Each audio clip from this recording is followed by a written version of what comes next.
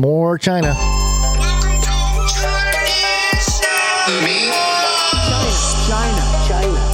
China. And space. Space. Wanna go to space? Want to go to space? So, we have just a collection of stories that are actually, it's all from the same, or I'm sorry, it's the same story from different outlets. I always pay attention to, especially in like the fringe kind of segment of the show where we talk about Antarctica or space, we put space as fringe because I don't know if I buy everything that they're telling us about space, but in any case, there's a bunch of stuff that was coming out, being published in the last couple days where, it's old news, but for some reason it's all being spun out there again. This is Reuters, and the headline, China finds sign of water in moon's ocean of storms. Remember the QAnon people talking about the storm is coming? Well, they didn't tell us it was on the moon and that the Chinese would be the ones to see it first. Yes. But, sorry, that's just But also, ridiculous. This isn't really news. We've known about water on the moon for a very long time. That's what I'm saying. Let's see Is what it what you're saying? Yeah, Chinese scientists have found signs of water samples retrieved by China from a lava plain on the moon, bringing them closer to understanding the origin there, a crucial question for future lunar exploration. In a paper published in Nature Communications this week, the scientists said that they had analyzed the remnants of solidified lava retrieved by an uncrewed Chinese mission from the plain known as the Ocean of Storms and found evidence of water in the form of hydroxyl encased in a crystalline mineral known as apatite or apatite. I don't know. Apatite. Apatite. All right. Well, there you go. I mean, I guess it's new stuff. There's water, moon on the water. We've known this for like 7 years or something. So long. And then space.com also had the story. China's moon sample returns mission finds water evidence twice over. Okay. So they found what we found. I think it was the Israelis actually that found it. I'm trying to remember who was the one that sent the rocket to the moon. And they were going to crash it. That's the Israelis. Was it Israel? I thought it might have been China, though. And we were supposed to be able to see it and all this kind of stuff. And it was like, no. But then there was...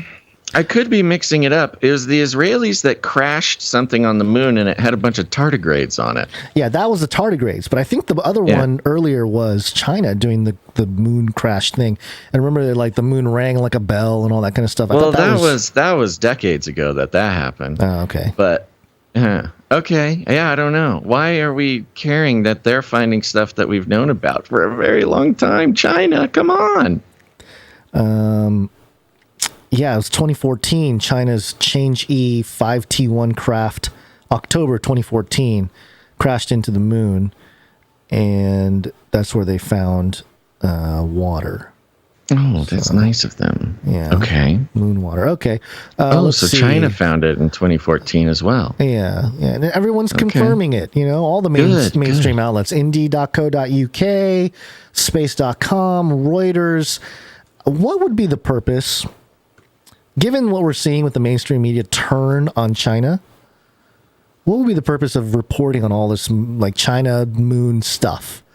Does it ring a familiar bell from maybe, I don't know, the 60s, 50s with Russia? The space what race? Are you saying? I'm talking about the space race. We're in a new space race, or at least what's being framed as sort of a modern age space race. I think your Flippy updates with the robot arms is part of that. But I think we're going to start seeing more reports about China's progress in space and all this, partially to, keep the funding coming into American space agencies.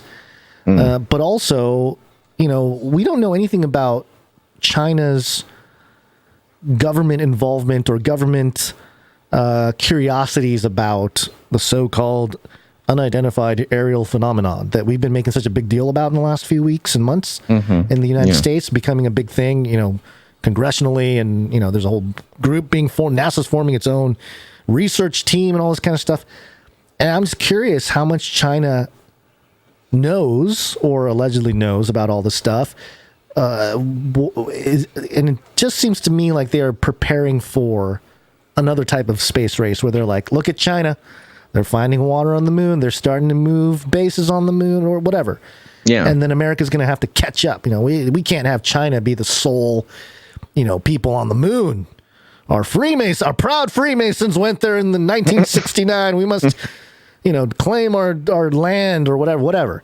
Right. So I'm just saying, being observers of the news, being observers of trends, of patterns, I would say that this is sort of the beginning of, given all the context of China in the news right now being a negative thing, showing all this progress with China, or what appears to be progress. We know that water on the moon has been a thing for a long time, but again, this visual facade or this illusion that China is doing research on the moon and coming up with breakthroughs. I think it's a setup for much more discoveries perhaps to come when it comes to space things. And that leads me to this other fun story here. Actually, no, I'm sorry, I have the wrong one pulled up. That was the kicker. But the one that I'm going to give you first here is from space.com. They're both from space.com, actually.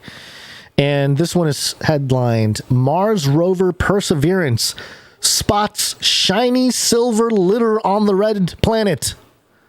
Uh-oh. Mars litter? Yeah. Mars trash. Yeah. So, are we going to start the Eco Warriors stuff on Mars now already? It's a little soon, guys. Yeah, well, they got Antarctica, but now we got the moon. It's hilarious because you look at this photo. I don't know if you can see it, Basil. I have it up on the screen here for those of you who are watching along here. But it's basically, it's you got your Mars sort of sandy sand, rocks, and then just not embedded, but just placed inside the jagged ridges of a rock here is this what looks like tinfoil, polka dot tinfoil. Yeah, it's the wrapper of a Mars bar. Right. Thank you. I just Best think joke all episode. I think it's hilarious that they're like they obviously they can't hide this, so they're like, we gotta. What do you mean can't hide it? Explain. They took the picture. If they just don't take the picture, they could hide it. Nobody's checking on them. I mean, unless it is out in the Nevada desert, then Bureau of Land Management might come find it. Oh, that's what I'm saying. Yeah. What if somebody recognizes this rock? It's like, wait a minute, this is in my backyard over in Santa Fe. So this is what the article says. No, this isn't evidence of advanced but careless Martian life. Look at that already. Judging those Martians and their not climate-friendly activity. Those bigots. On Monday, June 13th, NASA's Perseverance rover snapped a photo of a shiny silver object wedged between two rocks on the floor of the red planet's Jezero crater, which the car-sized robot has been exploring since its February 2021 touchdown. This space trash is not native to Mars. Perseverance hauled it from Earth, the rover's handlers said. So it's our trash, allegedly. Quote, my team has spotted something unexpected. It's a piece of a thermal blanket that they think may have come from my descent stage. The rocket-powered jetpack that set me down on landing day back in 2021. Perseverance team member wrote via the rover's Twitter account today, which was the 15th of June, about a week ago. Quote, that shiny bit of foil is part of a thermal blanket, a material used to control temperatures. It's a surprise finding this here. My descent stage crashed about 2 kilometers away. Did this piece land here after that, or was it blown here by the wind? They asked in another tweet, which featured a close-up of the blanket bit. This isn't the first time we've gotten a look at some of the gear that helped Perseverance hit the red dirt safely. On April 19th, NASA's tiny Ingenuity helicopter flew over the rock's back shell and parachute, snapping amazing photos from a variety of angles. The aerial imagery is helping engineers assess the performance and condition of the black shell and chute, which could inform the design of future Mars missions. NASA officials have said, blah, blah, blah. It's all about more funding for the future, which again is always funny because they're like, oh, we have mistakenly left something in the image of a thing on Mars. It's debris from our landing. We need more money to make sure that none of this happens again. It's very convenient. They're very good at this. I believe 122 go to in chat. He says it's a tinfoil hat. We got a good close up of it here. They're teasing us. You gotta, this has to be some virtue signaling to people like us. Yeah. It says here, Perseverance is hunting for signs of ancient Mars life and collecting samples for future return to Earth. Billions of years ago, Jezero hosted a lake and a river delta, and is therefore a great place to do such work, mission team members have said. And I find this interesting that they're talking about the rivers and the water life of Mars, which is something that David Flynn fans would recognize as part of, perhaps, again, these are all theories and stuff, but part of the, given the narratives, potential sort of space drama, planetary drama that occurred, that recorded in the Bible with Rahab being broken into pieces, being a potential former planet that was destroyed and became the asteroid belt. It's all great stuff. But just the idea of ancient Mars being a place where life flourished, that maybe our origins are from Mars. That's very, the New Agers really picked up on it, but it's part of some alternative narratives that are out there that can work with the biblical narrative. And then it says this at the end. The rover has taken plenty of interesting photos that don't include scraps of its own protective gear. Over the weekend, for example, Perseverance snapped a memorable shot from Jezero Delta region that featured a balancing boulder and a rock that looks strikingly like an open-mouthed snakehead. Whoa. And then we go to the article here. Perseverance Mars rover spots weird snakehead rock and balancing boulder. Photo. And again, for those of you watching, I have enlarged the photo for you to see. It's not loading. Hold on. Let me see here. Here we go. Boom. There it is. For those of you watching. And yes, it's weird. It looks like a little tiny... I don't know how a little tiny rock is able to settle itself down on on top of another rock like that. That looks like somebody put it there. I don't know if you see what I'm seeing, Basil. Yeah, I'm talking looking about the at rock sitting on top of the pillar rock there. It reminds me of some sort of small town Americana sightseeing you can do if you're on a road trip or something, and you go to some, I don't know, a monument or a thing, or I forget where it was. There's this is the rock that old Jebediah Johansson put here to build his cabin. Right. And the cabin's gone, but the rock is still here. And you sit there and there's a plaque and you go, wow. Yeah, exactly. There's a rock on another rock. And there's one of those on Mars, apparently. Somebody get the plaque. Call the plaque maker. Which is, I'm looking at it going, there's no way how does that naturally happen? Uh-huh. Can nature really do that? Well, I mean, it's Mars nature, man. Oh, okay. Oops. And then to the right of that is what I guess the rock ridge that looks like a snake.